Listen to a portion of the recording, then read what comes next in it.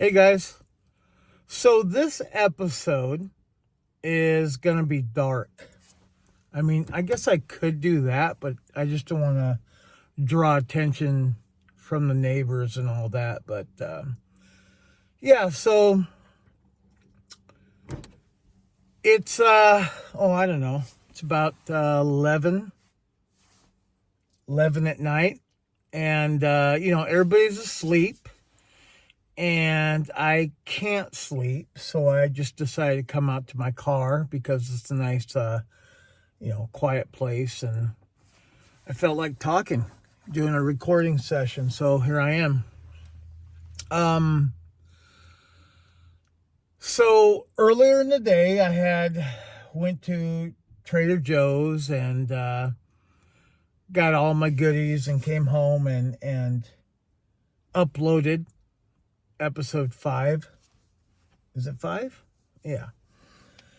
I made my salsa, and it's the sweet pepper salsa that I wanted to try out, and God, guys, it came out so fucking good.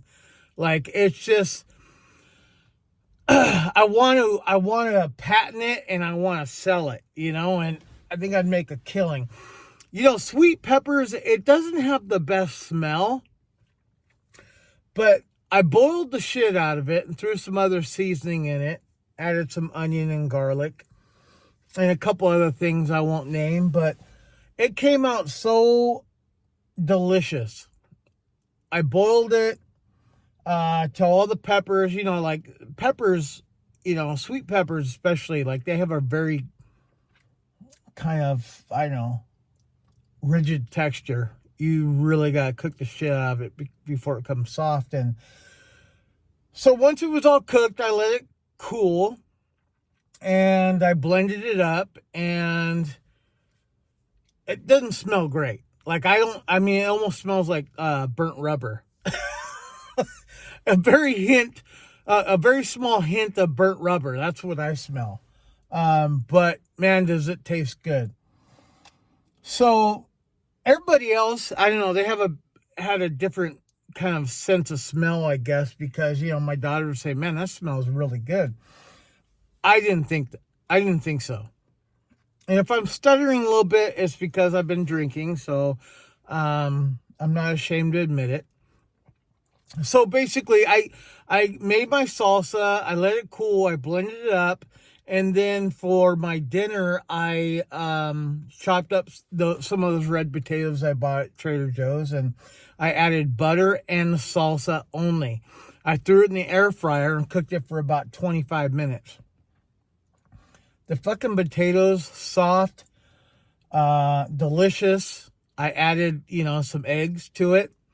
Yeah, I don't know if it's because I hadn't eaten in 24 hours or what, but it was just like one of the best meals I've ever had, and I'm really proud of my salsa, and I think I'm going to keep making that because it's really cheap, it's easy to make, and it's good. It's good on, like, I would imagine it's good on anything. Anything you put salsa on, it's definitely a different taste than like regular salsa with regular peppers. And I did add spice to it. I put cayenne pepper in it just to give it a little spice. Fucking awesome, man. Like, I had enough for my potatoes, and then I had enough to put in a jar. I have this habit of saving like old marinara sauce jars or salsa jars or whatever the case may be. I save these jars. I actually like drinking out of mason jars or glass, real glasses. I hate drinking out of plastic. To me, I don't know, beer and wine and everything else just tastes better in glass, by the way. So anyway, so I made my salsa. I kind of cleaned up around the house, and then, I started studying for this test I'm going to be taking in a week or so. My wife came home, and we went to Fresno Ag, which is a local hardware store. One of our favorites to go to. She needed a new box cutter and I don't know, some other bullshit. So I just went with her. I like to look around there. By the way, if you like Carhartt, They got a lot of good Carhartt there at Fresno Ag, including shoes. I mean, we're impressed with some of the shoes. I guess Carhartt's making shoes and work boots now. I didn't know that.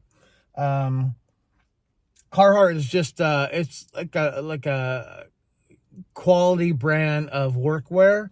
I have a vest that my wife got me for Christmas, and I fucking love that thing. Anyway, getting off subject. So we went to Fresno Ag. By the time I came back, I was getting kind of tired, and I was like, I'm not going to make it to 6 p.m. So I'm going to make my food and, have a little bit of wine and then probably knock out early. So that's exactly what I did. I cooked my potatoes with my homemade salsa and then made some eggs and I mixed it all together, and that was my meal with my fucking quart of goat's milk. And, then I had some wine afterwards. And earlier in the day, meaning the last episode, you'll remember I was kind of giving a review of, some shitty movies I saw on the streaming services. Well, right now on Amazon Prime Video, is one of my all-time favorite movies. It's called A Thin Red Line. Okay, it's a World War II film, or that's the period that it's in. It actually came out in like 1998. Just a little background. It kind of came out just after Saving Private Ryan.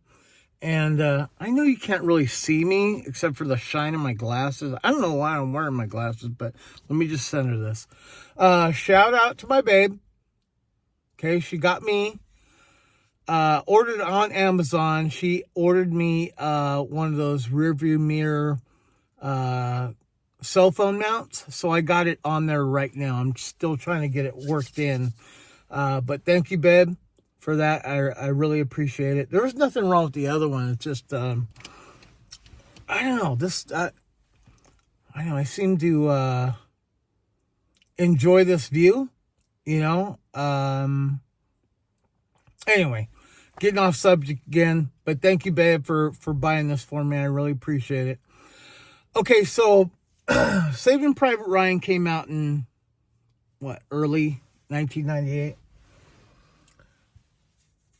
Basically, the whole reason for this video is I wanted to kind of give a review of both Saving Private Ryan and another World War II film that's actually one of my top 5 favorites of all time, and that's A Thin Red Line. First and foremost, Saving Private Ryan is a great movie, right? It's one of those movies that, you're flicking through the channels and it doesn't matter where you land in that movie, you're going to finish watching it, right? It's one of those types of movies. And then I'm a big Steven Spielberg fan. I love film. I love screenwriting. I'm one of those that gets kind of emotionally attached to a movie, and it's like you remember it and you love it, and it's like it brings back a nostalgia from that time, right? So Saving Private Ryan is no different. It's one of my favorite directors of all time. He made that movie. And just to kind of, if you haven't seen it, which, most of you have probably seen it, but I really couldn't pinpoint it at the time when I saw that movie. To me, it seemed like an atypical, war film. But at the same time, it seemed very unique, right? And I don't know if I was putting it on a pedestal because I'm a Steven Spielberg fan, but I was very impressed when I saw it, right? And it wasn't until later on, people were calling it, oh, this movie is revolutionary and this and that. And I'm like, no, it really isn't. But there is some kind of additive that just made it, better. And then I realized, here's Steven Spielberg. I mean, from his first movie to that time, to that particular movie, he had a ton of experience. He's one of those guys that puts so much effort into his filmmaking. You can imagine the guy had evolved from his first movie to that movie, you know, kind of eliminated mistakes and added things that he's learned. So then it dawned on me that movie, Saving Private Ryan, was not revolutionary, but it was evolutionary. Does that make sense? Like, he applied everything that he learned in his trade to make that movie absolutely outstanding. And if you guys think about how it started, this is what made it successful to me. In my opinion, from the get-go, right out the gate, you know, you had all those soldiers on those Higgins boats, you know, those land sea vehicles, whatever. And they're on there and they're nervous as hell, and they look like they've already been through it, like a ton of bullshit, and they're scared, they're nervous, they're throwing up, and they're, you know, that scene is like building up all this anxiety, and it's got people kind of like all like their blood is just kind of like, or their heart is pumping out their chest. Very intense scene, just them being inside those boats, right? Next thing you know, the gate slams down and they're running out into the beach, and fucking most of them are getting mowed down by heavy fire from the Germans. I mean, some of them didn't make it out of the boat. Some of them were landing in the water dead. Some of them didn't make it onto the beach at all. And then that whole action sequence of them just working their way up to get cover, and they're under heavy fire the whole time. It's like, that scene right there, it captured you, right? It's like you're in it for the long haul, right? So you're just so on edge from that point on. It doesn't matter what happens the rest of the movie. And then it kind of tapers down and it gets a little bit more dramatic, and then they kind of pepper in some other action, you know, war type sequences where, you know, the movie is well written. I don't know the name of the writer, but Steven Spielberg definitely gets the credit for bringing it to life, and it was a great film, right? And I enjoy it, I don't knock it at all. However, I believe A Thin Red Line, it's a movie that came out later on that year, and I can't remember what month it was, but I remember going to the theater with my first wife. We were, you know, young. We had just got married. We had one child, and we had another one on the way. And we had went to go to the theater to see it. I got to tell you, that movie was more captivating, and I got more emotionally attached to that movie that it's probably forever, like, on my top 5 list. That's how much I loved it. And there's a lot of people that compared it to Saving Private Ryan, right? And it's like, it pisses me off when they do that or say, nah, it wasn't that good. Okay, so it's this type of movie. It's like, if you have like a 3-year-old attention span and you just like, I'm not saying there's anything wrong with this, but some people like to just, you know, when they go see a movie, they just want to drop everything that's in their mind and just relax and let the movie do everything for you, right? They don't want to think. They don't want to get attached to it. They just want to see something and be entertained and escape from their normal everyday routine. There's nothing wrong with that at all. That's what makes movies.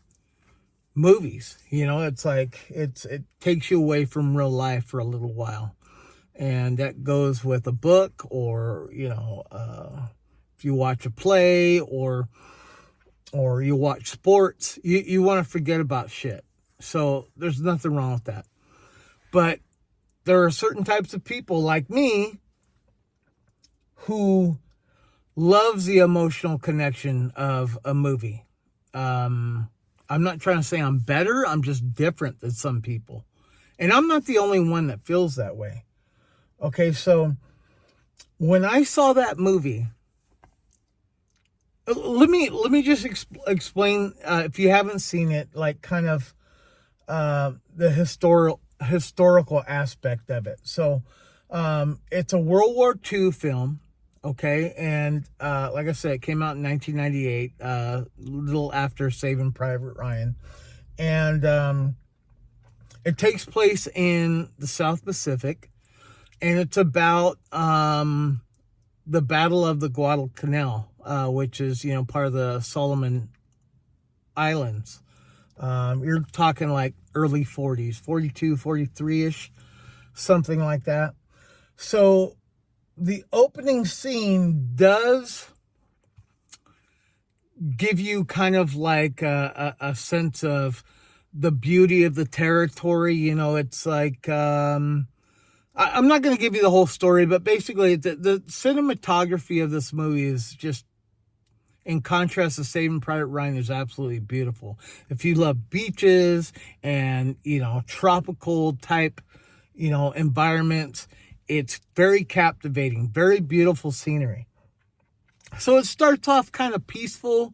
There's a couple soldiers that went AWOL, and they're just kind of hanging out with these villagers, in peace, because they don't want to be in a fucking war, right? So then, the search party comes, they find these guys, they imprison them. Anyway, so the very next scene, I don't want to give too much. The very next, kind of sequence of the movie is these guys are in the Higgins boats, kind of like, when they stormed Normandy. Soldiers in a U-boat, I kept saying U-boats, but in a Higgins boat, they bring them to shore. And a lot of people, I would imagine, if they saw Saving Private Ryan, they're like anticipating, oh shit, here we go. They're going to hit that beach and going to get blown away. And it's just going to be that sort of thing.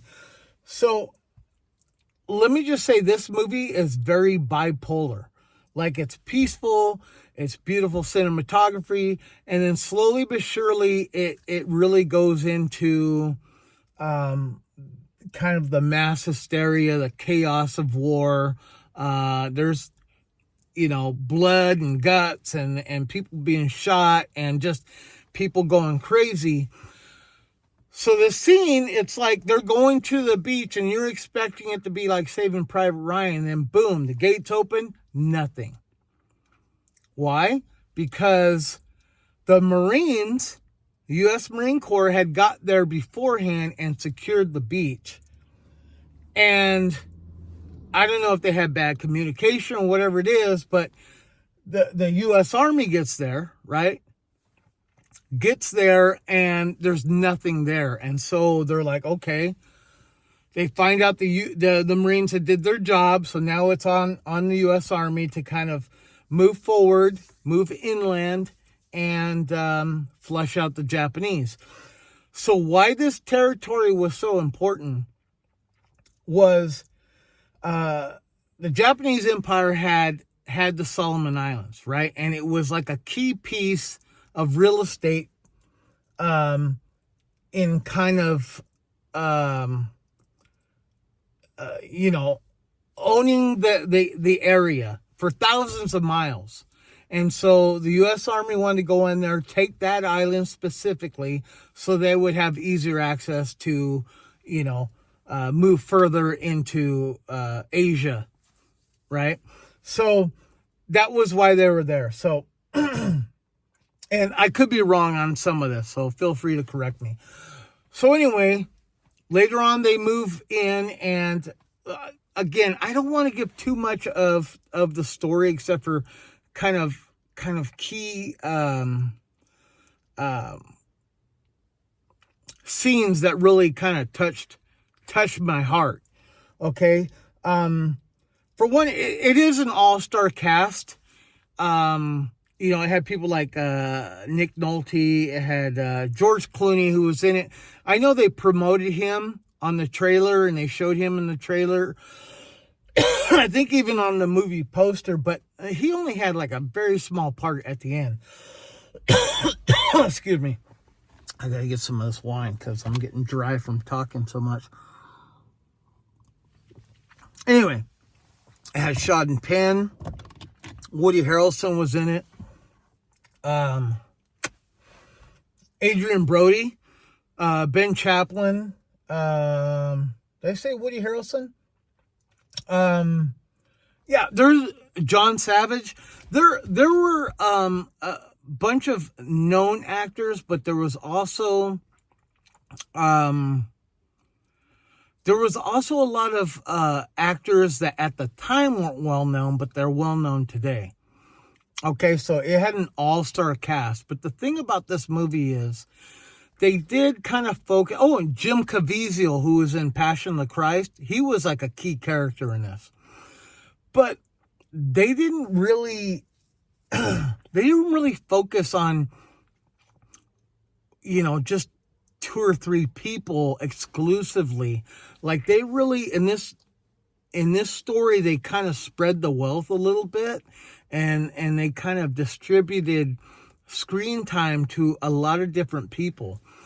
And, in contrast to Saving Private Ryan, where it was like, this, one detachment of Rangers that were out to look for Matt Damon, right? In A Thin Red Line, it was a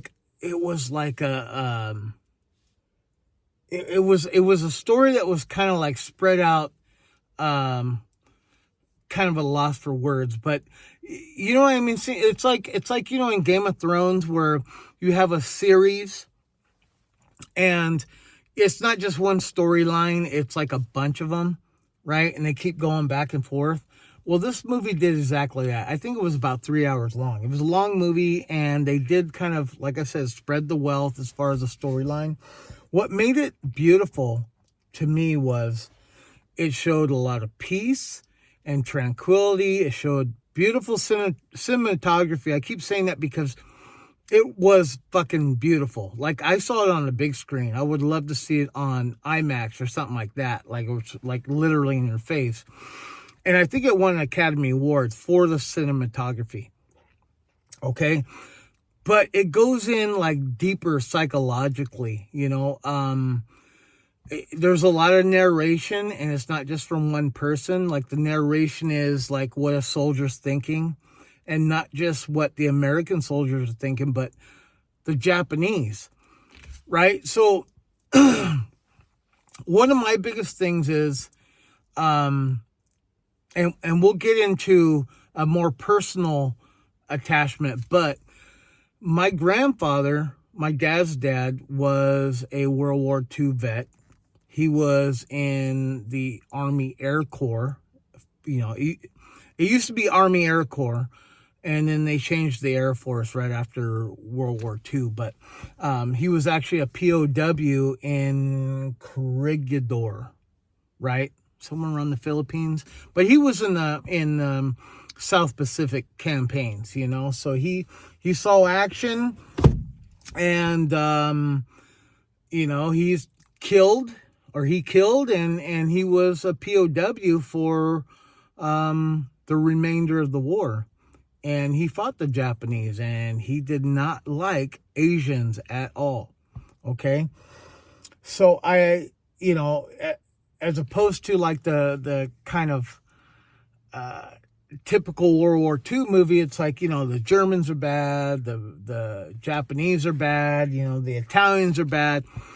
Whoever was with the Axis during World War II were bad, right? But this movie really kind of put a different perspective on it, whereas you're realizing these people on the other side who are shooting at American soldiers are also people. They're following orders. They're doing what they're told. And to them, the Americans were the bad guys, and, it was just a different time. There was no social media. You did what your country told you to do. So it just kind of opened up this kind of I don't know. It's like you kind of like had this empathy for everybody on that battlefield, not just the Americans. And like I said, the narration was poetic. The acting was stellar. And I understand why people didn't like it. Like they just want like it right in front of you. They want the black and white. But to me, this is my opinion. Okay, you can like oranges and you can like apples. And neither one of them taste like shit, right? They're both good, but they're completely different, right? And that's how I kind of compare these two movies. Both of them are good. They have a different type of good.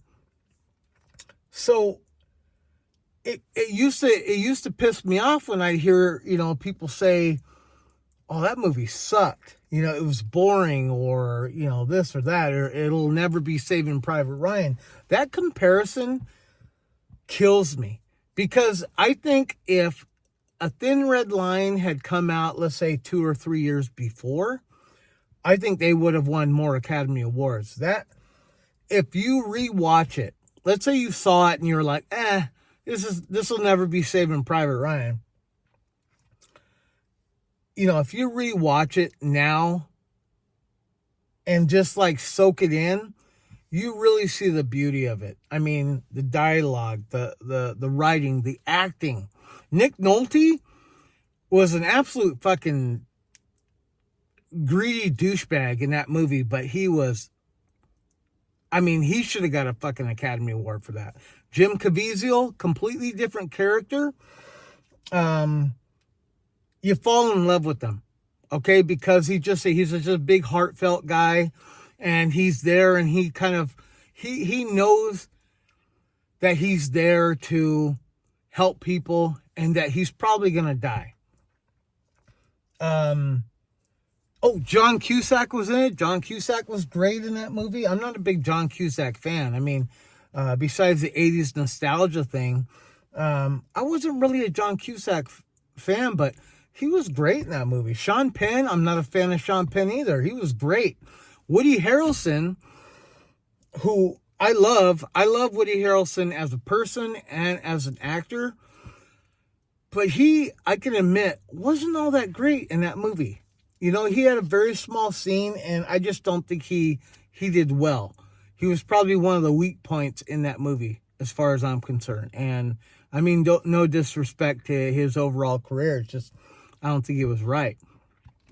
But I can say that. You know why? Because I have an opinion. And 2, that movie is still, in my opinion, one of the greatest movies I've ever seen. But yeah, so if you guys haven't seen it, go check it out. Rent it or buy it, or it's worth it. And I mean, if you have like 3 hours of time and you just want to kind of like let go, and there was a couple instances in that movie that just, it made me kind of like emotional. And let me tell you this one. So there was a scene kind of towards the end. It was like maybe 3/4 through. And this is what makes it different from Saving Private Ryan. The action, the major action is like more towards the middle and like 3/4, and then even like slowly trickles down at the end. But the beginning is very slow. But there was a scene where they had kind of advanced up the hill, and they were pushing the Japanese back, so much so that they reached their encampment. And by this time, the Japanese were like kind of famished and starving, and they didn't have any water, and they were just weak, and their numbers had dwindled. And the Americans went in there, fucking bam, bam, bam, and just annihilated them. Okay? Great action scene. That's very, on the edge of your seat type of scene. And, I mean, even that cinematography, just the camera angles and everything else. There was this one part where there was a Japanese soldier that came out of kind of this half-ass bunker that was covered in bamboo. He had come out and he sees all the carnage going on. He's like, he accepts his fate. So he kind of turns around, pulls a a pin out of his grenade, walks back in and blows himself up. Like he knows he's done. He knows they're done, right? That hit me because it's like he's accepted his fate. He's not going down as a prisoner. He's, to them, the Japanese were like, kamikaze kind of mentality where, fuck you guys. I'd rather kill myself than have you kill me. So that was one thing. Now at the end of the battle, they're kind of doing their cleanup and kind of assessing, all the prisoners. There is this one soldier, American soldier, who's going around and pulling gold teeth out of the Japanese mouth, right? Dead ones. And there's this kind of one-on-one session where that soldier kind of sits down next to his Japanese, looked like he was an officer because he had, little stars or whatever. And Japanese guy is kind of like all disoriented, and he's kind of like, losing his fucking mind. He's probably starving. He's probably dehydrated, and they just got their fucking asses kicked, right? And this soldier is like, sitting there kind of looking at him. He's holding his little fucking pliers, and he points up at the sky. See those birds? They're going to pick you clean. You're dying. And there's basically nothing you can do, right? And so the Japanese guy says something to him in his language, and they just kind of have this little interaction. Anyway, so this guy is going around like without regard, fearlessly, just kind of like no heart, going around pulling gold teeth out of these Japanese soldiers' mouths. And after it's all said and done, they get rewarded with some R&R. They go back to their camp, and it's, they're handing out alcohol and steaks and apples, and they're giving them all their treats for kicking the Japanese ass, basically. Well, then it's a whole scene of kind of reflection between, the soldiers and what has transpired up to that point.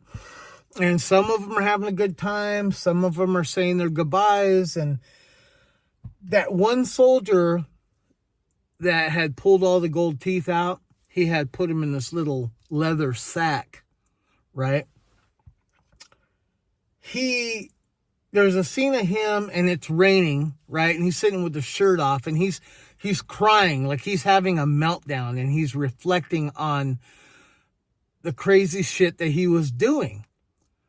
Right? He remembers the Japanese soldier, the way he looked, all the carnage, and he takes his little bag of gold teeth and he throws it. And he just kind of breaks down and he's crying. And that got me because it's like, it kind of encapsulates the craziness of war and how you turn into a devil. And then when you have time to reflect about it, you realize what kind of piece of shit you are. And like, it was just like I said, this movie was bipolar. It tugs at your heart and it boils it boils your blood. And it was just, to me, it was the whole thing was just absolutely beautiful. Right? Very sad movie. The ending was sad. Very depressing. I wouldn't recommend watching it if you are, a very ultra sensitive person. Suicidal. Stay the fuck away from it. Okay. But I could tell you right now, I don't care if you like Saving Private Ryan. You can like this movie. You just got to give it a chance and don't have any of those type of, you almost got to see it as a different genre, is all I'm saying. So, I guess, I'm almost full on a whole new episode. So, I'm going to close with this. I'm one of those guys, and I think this is why I become so emotionally attached to a particular period in history or movies that depict a period in history is because, excuse me, I think well, no, I guess I am. I'm a believer in reincarnation. I really believe that our souls don't go to heaven right away. Our souls don't lay in wait for the second coming of Christ and then go to heaven when he allows it. I honestly believe that that there is a soul first and foremost, and that our soul bounces around through time and entities. Now, I don't think we are animals like, the Hindus or whatever that religion thinks, that we are reincarnated in different animals and people. And the reason I think that it's just humans is because my theory is that our dreams are actually like, it's like a TikTok. You're scrolling through TikTok and you're looking at different videos of different people, different scenarios, whatever. That our dreams are kind of like that, where you're flicking through your past lives, your future lives, whatever it is. So, and the reason I believe this is because I remember when I was probably 5 or 6 years old, probably the earliest memory of me dreaming of anything and actually remembering it. I was a soldier, okay, and I was in some kind of fortification. It kind of looked like an old Civil War type fort, in that era. It was like wood, and it had a big gate in front, and I had remember my throat is so super dry right now, and it's kind of cold. So anyway, an armored vehicle of some sort had busted through that, and it was on fire. And I was a soldier, and I had, I was standing there with a gun, and it was coming towards me, and so I had dropped and rolled under another vehicle, it was like a Jeep or a truck or something of that nature. Anyway, the armored vehicle comes and on fire, slams into the vehicle where I'm hiding under, and the whole thing explodes. And I was literally burning alive and screaming. Now, given I was 5 or 6 years old when I had this dream, you understand?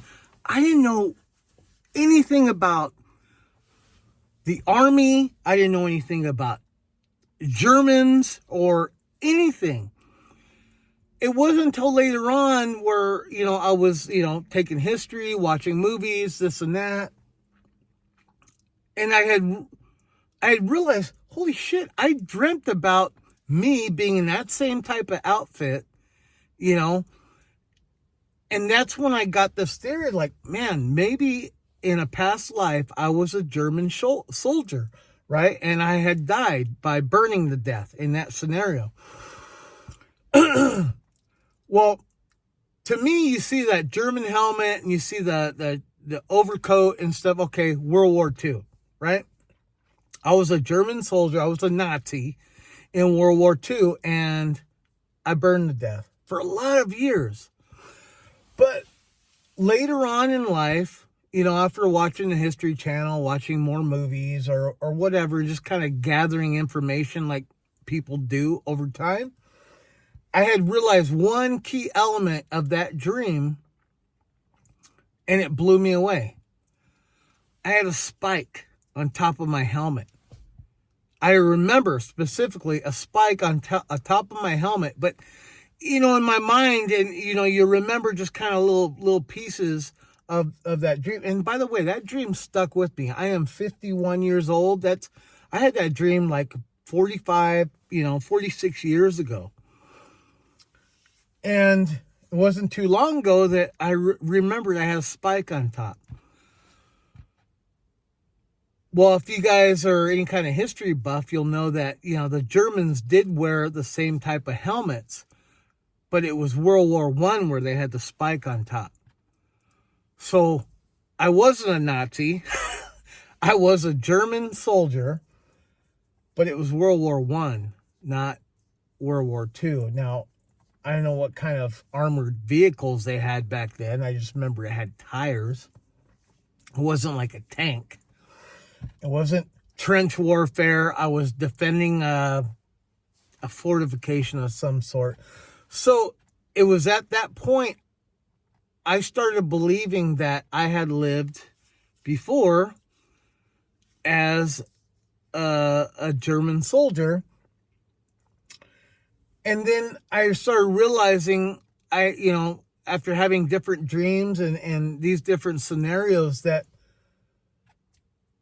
like, this isn't just a jumble of a bunch of shit that you see like on TV. And it's like, I'm starting to think that maybe the dreams are, it's like, it's like your soul remembers, right?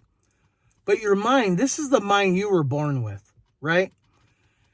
It's not a mind from years past. Your soul is in a different body, and your mind is trying to decipher it. And it can't necessarily get everything exactly. So your mind kind of fills it with things that they actually know, right? So that's my belief. So I think that's why when I see a World War II film, even when it has to do with the Nazis being bad guys, or Germans of World War I being the bad guys, I had this certain empathy for them, I can go on and on, but who would listen? So I think that's why, and so I'll talk about this on another day, because we're getting to almost 45 minutes of me blabbing about this subject. But I've had dreams about Vietnam. I've had dreams of the Civil War. And there's a scene in Forrest Gump where, Lieutenant Dan's family, they kind of go back and they all look like him. And his family was in every single war since the inception of the United States. And I laughed because I've dreamt of exactly that. It was like me in this uniform, that uniform, this time period, that time period. And, before I went off and started a family, before I left Fresno and went to San Jose to have my first real job, I was going to join the Army. And then, I got a girlfriend, and her and I had fun, and then I had an opportunity to go up to the Bay Area and work, and, I decided to choose a different path. I decided, okay, well, I'm here. I got complacent. I'm with her. We started a family. I never went to the military, but I was drawn to the military since I was a very young kid. And, maybe it had a lot to do with, I had both grandfathers were in the military. Two of my favorite uncles were in the military.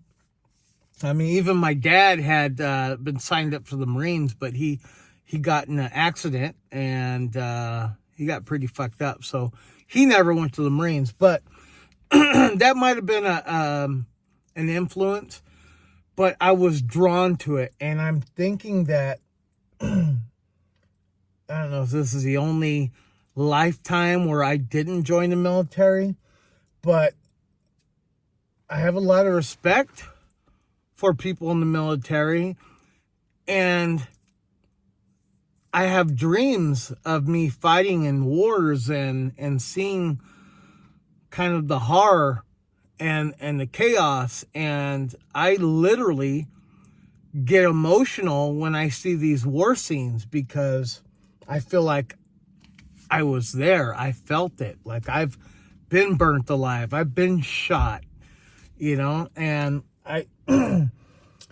so I'm getting way off subject, but I wanted to kind of give a correlation of why I can appreciate Saving Private Ryan and A Thin Red Line, not because of my family's dedication to being in the armed services, but because I have this emotional connection. I think it goes deeper than just me. Oh, I like this movie. You know what I mean?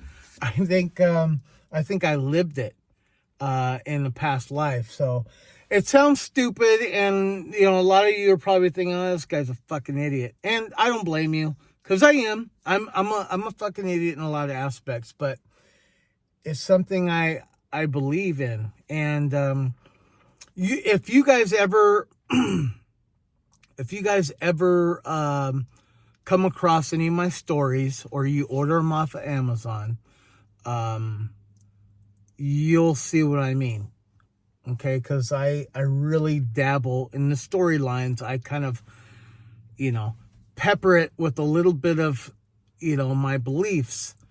And, yeah. All right, so I'm going to end this session. Thank you for listening. If you made it this far, getting to almost an hour worth of blabbing. Go check out A Thin Red Line. If you like Saving Private Ryan, good for you. I did too. But A Thin Red Line is something a little different. It's a World War II film, but it's a little different. You don't have to take my word for it, but it's a beautiful piece of cinema. It's a great film. I'll love it forever. And I enjoyed watching it today.